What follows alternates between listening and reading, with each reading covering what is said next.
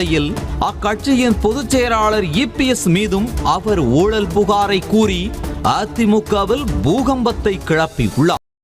அதிமுகவின் ஆட்சியில் எடப்பாடி பழனிசாமி செய்யாத ஊழலே கிடையாது என்று தற்பொழுது அதிமுகவின் மாவட்ட செயலாளர், குறிப்பாக நாம் சொல்ல வேண்டும் என்றால் ஓ பன்னீர்செல்வத்தின் ஆதரவாளர் கிடையாது, அதிமுகவின் மாவட்ட செயலாளர் கொடுத்த வாக்குமூலம் தற்பொழுது ஒட்டுமொத்த அதிமுகவின் தொண்டர்களுக்கும் அதிர்ச்சியை ஏற்படுத்தியிருக்கிறது.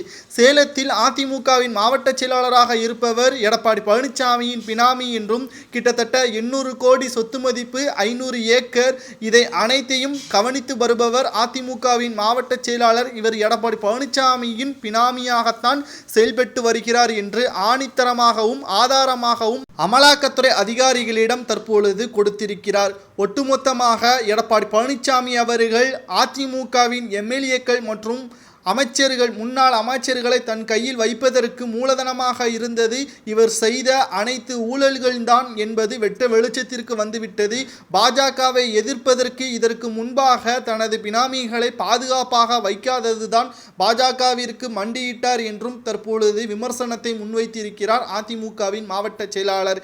இதைத்தான் அன்றே ஓ பன்னீர்செல்வம் அவர்கள் தெரிவித்திருந்தார். எடப்பாடி பழனிசாமி நல்லவர் கிடையாது, அவர் பச்சோந்தி என்றும் பச்சை துரோகி என்றும் கூறியிருந்தார்.